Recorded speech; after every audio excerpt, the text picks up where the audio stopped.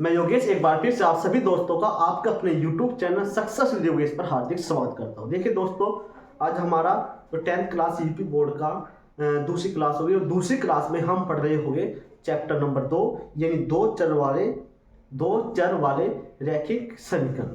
यहाँ से हम जो क्वेश्चन यूपी बोर्ड में बहुत ज़्यादा बार पूछे जाते हैं वे सारे क्वेश्चन आपके सामने करवाने वाले हैं।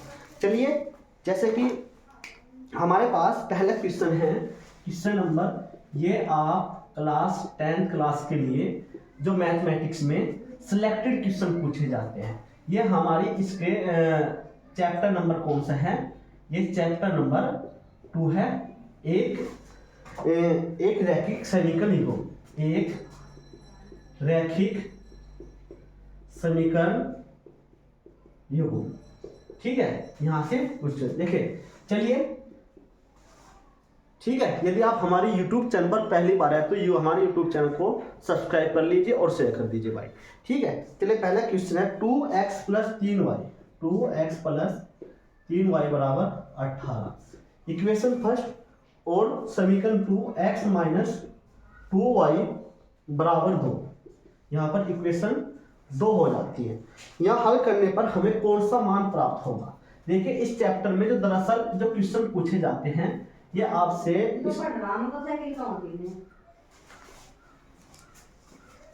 जैसे इस क्लास में आपसे यहाँ पर एक रैखिक समीकरण में दो समीकरण दी जाती है। जैसे कि यहाँ पर x की वैल्यू और y की वैल्यू हमें फाइंड करनी होती है। जैसे कि समीकरण देंगे, इस समीकरण को विलोपन विधि, किस विधि से? विलोपन विधि तथा प्रतिस्थापन विधि, विलोपन विधि, प्रतिस्थापन विधि और ब्रज गुणन विधि से यहाँ ये क्वेश्चन को पूछी जाती है। यानी आपसे क्वेश्चन जो पूछा जाता है विलोपन विधि से, प्रतिस्थापन विधि से, ब्रज गुणन विधि से आपसे क्वेश्चन पूछा जाता है। और यहाँ पर साथ ही साथ ध्यान रखेंगे कि यहाँ से जो 3 समीकरण होती है, जैसे कि A1 A2। चलिए यहाँ पर बात कर लेते हैं इस क्वेश्चन के टाइप की। तो हम सबसे पहले जो क्वेश्चन है वो सिलेक्टेड क्वेश्चन है और उन क्वेश्चन को हम कर रहे होंगे। जैसे कि इक्वेशन नंबर 2 है, यहाँ हमें वैल्यू निकालनी है x की और प्यारे भाई y की वैल्यू निकालनी है।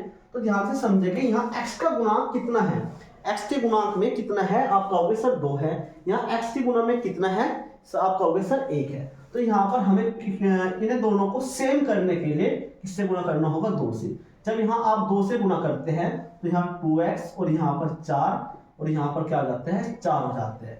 यहाँ देखिए, अब यहाँ पर घटाने पर लिखेंगे, इसमें पर घटाने पर यहाँ प्लस है तो माइनस, माइनस है तो प्लस और प्लस के स्थान पर माइनस कर देते हैं। जहाँ आप जब घटाते हैं, जहाँ माइनस होता है वहां पर प्लस और जहाँ पर प्लस होता है वहां पर आप माइनस कर दीजिए बस। देखिए 2x से 2x, 4y प्लस का 3y और प्लस के 4y, ये हो जाता है आपका 7y। 18 से 4 जाके बन जाता है 14, 7 दूनी 14, यानी y की वैल्यू कितनी आ जाती है? 2 आ जाती है। ठीक है, अब y का मान इक्वेशन कौन सी में रखते हैं? फर्स्ट में रखते हैं, यानी 2x + 3 गुना y, ये y का स्थान पर कितना रख देते हैं? 2 = 18, यानी 2x 3 दूनी 6 = 18। ये प्लस का इधर जाके आ जाता है माइनस का हो जाता है, यानी 2x = 18 से 6 जाके बच जाते हैं 12, 2 6 12, x की वैल्यू आपके पास 6 आ जाती है, यानी x की वैल्यू 6 और y की वैल्यू 2, बिल्कुल आपका राइट आंसर आ जाते हैं। चलिए क्वेश्चन नंबर 2, यहाँ पर क्वेश्चन नंबर 2 पढ़ते हैं। क्वेश्चन नंबर 2 में क्या है? क्वेश्चन नंबर 2 कहता है के किस मान के लिए, यहाँ पर के किस मान के लिए रेखा युग्म kx + y और बराबर k²। ठीक है, एक इक्वेशन तो हमसे दे दी गई। दूसरी इक्वेशन है x + ky = 1, एक इक्वेशन हमसे ये दे दी गई और पूछा है इन समीकरण को आप कैसे सोल्व कर सकते हैं, कर लेते हैं। चलिए यहाँ पर इस समीकरण के पूछा गया है के किस मान के लिए अनेक हल होंगे। इसके के किस मान के लिए, यानी के किस मान के लिए क्या होंगे? अनेक हल होंगे, बिल्कुल सही। तो ध्यान से समझेंगे। यानी इक्वेशन 1 व 2 से जब हम इक्वेशन 1 से काम करते हैं तो यानी a1 की वैल्यू k और b1 की वैल्यू यहाँ y का जो गुणांक होता है +1 और c1 की वैल्यू आ जाती है k²। समीकरण 2 से यानी यहाँ पर a2 की वैल्यू जो x का गुणांक होता है यहाँ पर होता है 1। जहाँ पर कोई गुणांक आपको दिखाई नहीं दे रहा है तो उसका मतलब वो वहाँ पर x का जो गुणांक होता है वो 1 होता है। तो इसी प्रकार b2 का वैल्यू यहाँ होती है +k और c2 की वैल्यू होती है k। यहाँ पर इसके अनेक हल है।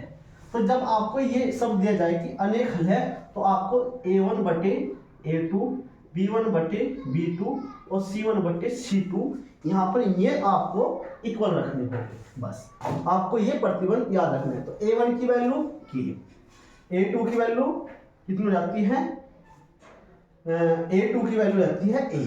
कितनी हो जाती है भाई 1। इसी प्रकार b1 की वैल्यू 1 और b2 की वैल्यू +k, c1 की वैल्यू k² और c2 की वैल्यू 1 हो जाती है। वैल्यू निकालनी है k की, यानी k का किस मान के लिए हो सकता है।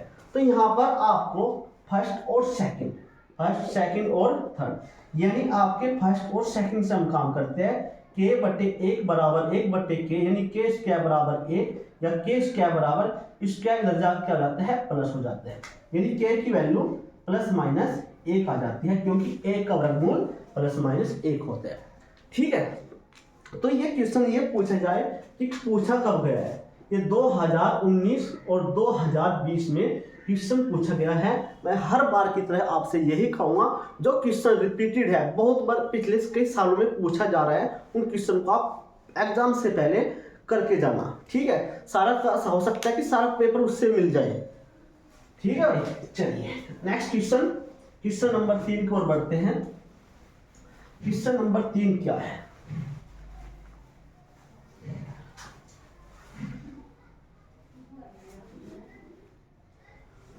दो संख्याओं का योगफल 19 है। क्वेश्चन नंबर 3, दो संख्याओं का योगफल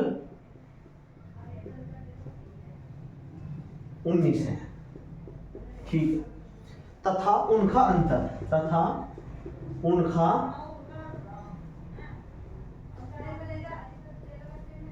7 है। तो संख्या ज्ञात कीजिए। तो मान लेते हैं कि माना संख्या x व y है। तो उन संख्याओं का योगफल 19 है आपके पास। तो क्या ध्यान रखेंगे कि उन संख्याओं का योगफल कितना है भाई, उन संख्याओं का योगफल 19 है। कितना है, उन संख्याओं का योगफल 19 है। यानी x + y दोनों का योगफल कितना है 19। उनका अंतर 7 है यानी x - y बराबर 7। तो विलोपन विधि से सोल्व कर लेते हैं। देखिए y से y, x में x जोड़ता है तो कितना रहता है 2x, 19 में 7 जोड़ते हैं तो 16 यानी आता है 26। 2 एकम 2, 2 3 6 यानी x की वैल्यू कितनी आती है 13। अब x की वैल्यू जैसे आ जाती है, x की वैल्यू आप इक्वेशन फर्स्ट या इक्वेशन सेकंड को इसमें भी आप रख सकते हो मेरे भाई। तो x का मान कहाँ रख देंगे, x का मान इक्वेशन 1 में रख देंगे। इक्वेशन 1 क्या है, x + y बराबर 19 यानी x के स्थान पर 13, y 19 या y 19 - 13 या y बराबर 9 में से 3 जाके बच जाता है 6। तो फाइनली आपके पास x की वैल्यू 13 और y की वैल्यू 6 आ जाती है। चलिए भाई, उसके बाद नेक्स्ट क्वेश्चन हमारे पास क्या है ये हम करते हैं। ठीक है, चलिए क्वेश्चन नंबर हमारे पास क्या है,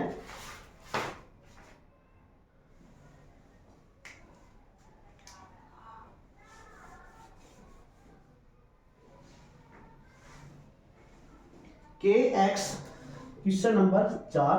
क्वेश्चन पूछा गया है कि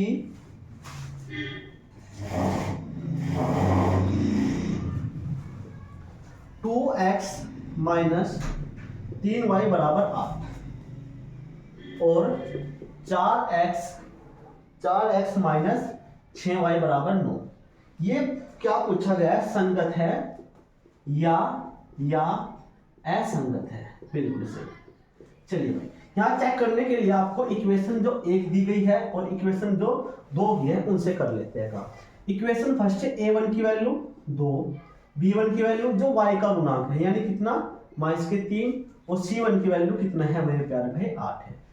इक्वेशन 2 से a2 की वैल्यू कितनी है 4, और b2 की वैल्यू कितनी है -6, और c2 की वैल्यू कितनी है 9। तो यहाँ पर देखते हैं कि a1 बटे a2, तो 2/4, 2 एकम 2, 2 दूनी 4, 1/2। इसी प्रकार b1 बटे b2, b1 की वैल्यू -3 और b2 की वैल्यू -6, 3 एकम 3, 3 दूनी 6। c1 बटे c2 की वैल्यू 8/9। तो हम यहाँ पर एक चीज चेक करते हैं कि 1/2, 1/2, यानी a1 बटे a2 और b1 बटे b2 इक्वल है, यानी a1 बटे a2, b1 बटे b2 इक्वल है, लेकिन c1 बटे c2 नॉट इक्वल है। तो इसका क्या मतलब हो जाता है, इसका मतलब हो जाता है ये क्या हो जाती है, असंगत हो जाती है। क्या हो जाती है भाई, असंगत हो जाती है। अगर मैं पूछूं कि संगत कब होती है, यदि ये तीनों चीज बराबर हो जाती है, यानी a1 बटे a2, b1 बटे b2 और c1 बटे c2 यदि बराबर है तो वे क्या कह जाती है, संगत। अगर इनमें से कोई सा भी अनुपात बराबर नहीं है किन्हीं दो के, तो उसका मतलब ये हो जाती है असंगत।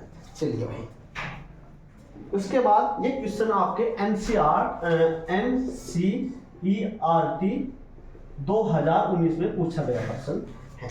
चलिए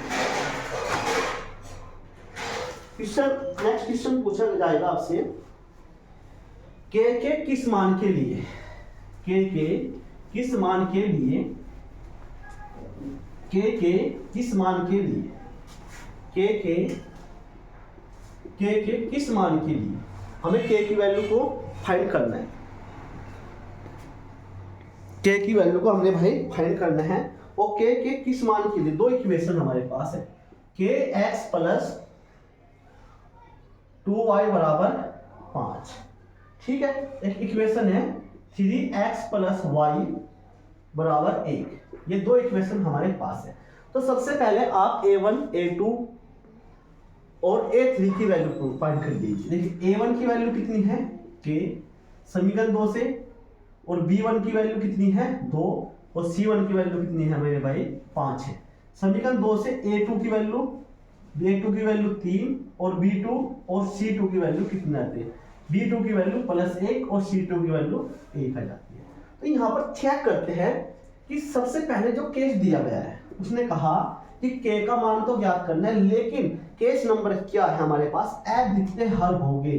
क्या होंगे इसके, अद्वितीय हल होंगे, बिल्कुल यहाँ पर अद्वितीय हल होंगे। दूसरा पॉइंट है इसका कोई हल नहीं है, कोई हल नहीं है।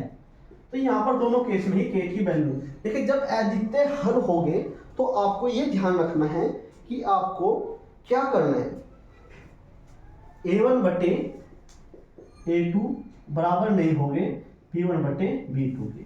जब कोई हल नहीं है तो यहाँ a1 बटे a2, b1 बटे b2 और c1 बटे c2 ये बराबर नहीं होगी। तो चलिए a1 की वैल्यू k, जब अद्वितीय हल है यहाँ पर निकालते हैं, तो k a2 की वैल्यू 3, b1 की वैल्यू 2 और b2 की वैल्यू कितनी है 1। यहाँ से k की वैल्यू आराम से निकल सकती है 3 दूनी 6, a की वैल्यू यहाँ से 6। और यहाँ पर यदि बात करते हैं a1 की वैल्यू k, a2 की 3, b1 की 2 और इसकी 5 और c2 की वैल्यू 1 आ जाती है। यहाँ कैसे भी निकाल सकते हैं मेरे प्यारे भाई, फर्स्ट, सेकंड और थर्ड, 3 भाग है। यदि मैं आपके सामने रखा हूँ कि फर्स्ट और सेकंड को इक्वल रख लूँ, तो फर्स्ट क्या आ जाता है k बटे 3 और 2 बटे 1, यहाँ गुणा करते हैं 3 दूनी 6 आ जाती है। उसके बाद यहाँ तीसरे को बराबर रख सकते हैं, तो यहाँ भी इसकी वैल्यू आपके सामने सही आ जाती है, यानी k की वैल्यू 6 और यहाँ की k की वैल्यू 6, यहाँ पर बिल्कुल राइट आंसर हो जाते हैं। हो सकता है कि आप पहले को तीसरे को बराबर, तब k की वैल्यू आ जाती है 5 3 15, तो आपको लेकिन यही आपको वैल्यू रखनी होगी। चलिए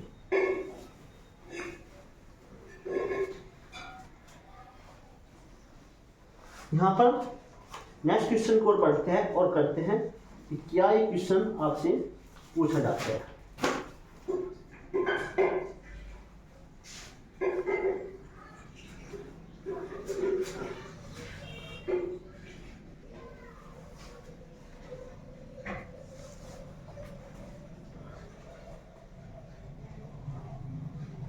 चलिए यहाँ पर नेक्स्ट क्वेश्चन हमारे पास है कि दो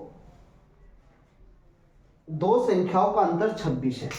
क्वेश्चन नंबर क्या है? दो संख्याओं का अंतर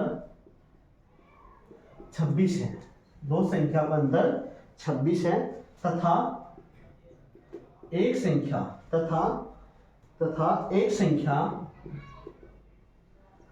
दूसरी संख्या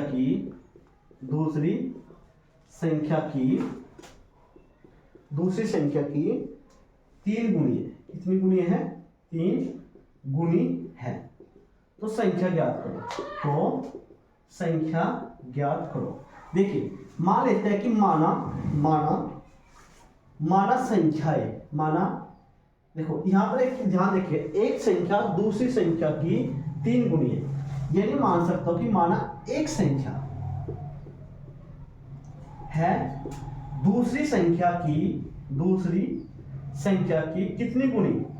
3 गुनी है। एक संख्या दूसरी संख्या की कितनी गुनी है? 3 गुनी है। हमेशा जो बराबर के इस साइड जो संख्या होगी उसी को आपको x मानना है। तो माना दूसरी संख्या को हम x मान लेते हैं, तब तो एक संख्या कितनी हो जाती है? x गुना 3 यानी 3x लगते हैं। यानी दूसरी संख्या x और पहली संख्या 3x लगती है। दो संख्याओं का अंतर 26 है। तो पहले दो संख्याओं का अंतर एक संख्या से दूसरी संख्या घटाते हैं, अंतर इसे बोला है। अंतर का मतलब माइनस, तो कितना हो जाता है? 26। 3x से 1x 2x बराबर 26, 2 एकम 2, 2 3 6, x का मान आता है 13। यानी दूसरी संख्या 13, तो पहली संख्या कितनी होगी? पहली 3 गुना x होगी, यानी 3 गुना 13, 13 3 39 आपकी संख्या हो जाती है। चलिए ठीक है, नेक्स्ट क्वेश्चन हमारे पास है। ये क्वेश्चन आपके यूपी बोर्ड एनसीईआरटी बहुत इंपॉर्टेंट क्वेश्चन है, बहुत इंपॉर्टेंट। यानी ये क्वेश्चन 2020 और 2021 में पूछा गया प्रश्न है। हो सकता है आपकी बार आपके एग्जाम में भी क्वेश्चन पूछा जाए। ठीक है, चलिए भाई अब लास्ट क्वेश्चन की ओर बढ़ते हैं और देखते हैं कि क्या क्वेश्चन में पूछा गया है।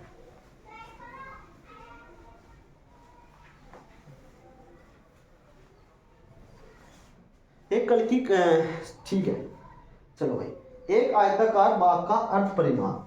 कल एक क्वेश्चन रह गया था, कल की जो क्लास हमने ली थी दोस्तों, उस क्लास में क्वेश्चन रह गया था कि यदि किसी अभाज्य संख्या के ऊपर वर्गमूल निकाला जाए तो अपरिमेय संख्या होती है, तो कैसे हमें चेक करना होता है। तो ये क्वेश्चन कल क्लास हुई थी, जो कल क्लास ली थी पहली क्लास में, वो क्वेश्चन रह गया था। उस क्वेश्चन को आज पूरा करते हैं। तो मानते हैं कि √2 एक अपरिमेय संख्या है। ये हमने सिद्ध करना है, ये हमने क्या करना है? संख्या सिद्ध करना है। कैसे? तो मानते हैं कि माना √2 एक अपरिमेय का स्थान पे क्या लिख देते हैं? परिमेय संख्या। कैसी संख्या है? परिमेय संख्या है। चलो जी ठीक है। तथा √2 बराबर हम मानते हैं कि p बटे क्यों, जहां p व क्यों क्या है? पूर्णांक है। क्या है? जहां p व क्यों क्या है भाई? पूर्णांक है। यदि ये परिमेय संख्या है, सोचिए यदि ये परिमेय संख्या है तो √2 बराबर a बटे b होगा, और a व b कैसी संख्या है? हम लिखते हैं कि सर सहभाज्य संख्या है, सहभाज्य संख्या है। और सहभाज्य संख्या वे संख्या इन संख्याओं के बीच उभयनिष्ठ गुणनखंड एक होगा। क्या होगा? उभयनिष्ठ गुणनखंड इनके बीच क्या होगा मेरे प्यारे भाई? एक होगा। चलिए भाई, यानी यदि a और b हमारे पास सहभाज्य संख्या है तो उनके बीच जो उभयनिष्ठ गुणनखंड है वो 1 होना चाहिए। यदि 1 के अतिरिक्त और कुछ आ जाता है तो वो संख्या परिमेय संख्या नहीं होगी। चलिए हम ऐसे मानते हैं कि इसके बटे एक मान गुणा कर लेते हैं, तो a बराबर आ जाता है b√2। अब दोनों ओर का वर्ग कर लेते हैं, दोनों ओर का वर्ग कर लेते हैं। वर्ग करने का मतलब a² b√2 का स्क्वायर आ जाता है, यानी a² b² यहाँ काटते हैं तो 2 आ जाता है। ये दो, यदि मैं 2 को ए स्क्वायर के अपोन में लेके जाता हूँ तो बी स्क्वायर बराबर आ जाते हैं। तो इस चीज से क्या लगता है कि 2 ए स्क्वायर को विभाजित करता है, क्या करता है, विभाजित करता है। ठीक है, अब ए की वैल्यू आपको ऐसी माननी है जो 2 का ही पूरा गुणांक होता है, यानी माना ऐसे लिख सकते हैं आप, माना ए बराबर 2c,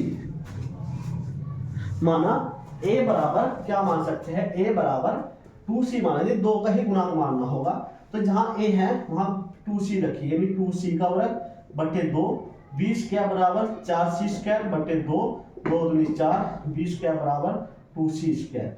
तो यहाँ पर 20 स्क्वायर बटे 2 यानी बराबर c स्क्वायर, यानी 20 स्क्वायर 2 20 स्क्वायर को विभाजित करते हैं, क्या करते हैं, विभाजित करता है। तो यानी अब एक चीज बताइए, यहाँ ए स्क्वायर को विभाजित करता है 2, यहाँ बी स्क्वायर को विभाजित करता है 2, तो जब ए को भी 2 विभाजित करता है, बी को भी 2 विभाजित करता है, तो इनका जो कम से कम जो उभयनिष्ठ गुणनखंड है वो 2 तो आता ही होगा।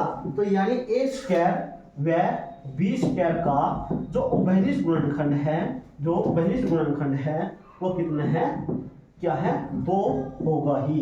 तो इसका मतलब हमने तो ये कहा था कि ए बी का जो सहभाज्य संख्या है तो उभयनिष्ठ गुणनखंड 1 होना चाहिए, लेकिन यहाँ 2 है, तो उसका मतलब √2 जो हम मान के चले थे कि √2 एक परिमेय संख्या है, माना √2 एक परिमेय संख्या है, वो हमारा तथ्य मानना बिल्कुल गलत था, और इसलिए √2 एक परिमेय संख्या नहीं है। जब परिमेय संख्या नहीं है तो इसका मतलब √2 एक अपरिमेय संख्या है। और भाई यूपी बोर्ड में ये क्वेश्चन 4 मार्क्स का पूछा जाता है और बहुत ज्यादा इंपॉर्टेंट है, हर साल क्वेश्चन पूछा जाता है। या 2 के स्थान पर √3 हो जाए, √5 हो जाए, √7 हो जाए, लेकिन सबका स्टेप यही रहता है। एक क्वेश्चन को कर लीजिए, बाकी क्वेश्चन आप अपना खुद कर सकते हैं। तो आपको ये क्लास कैसी लगी तो कमेंट में जरूर बताना, और यदि आपको वीडियो पसंद आई तो लाइक करना, और यदि हमारे आप चैनल पर पहली बार आए तो हमारे चैनल को सब्सक्राइब जरूर कर देना। मिलते हैं एक नेक्स्ट वीडियो के साथ जिसमें हम यूपी बोर्ड के सिलेक्टेड क्वेश्चन कर रहे होंगे।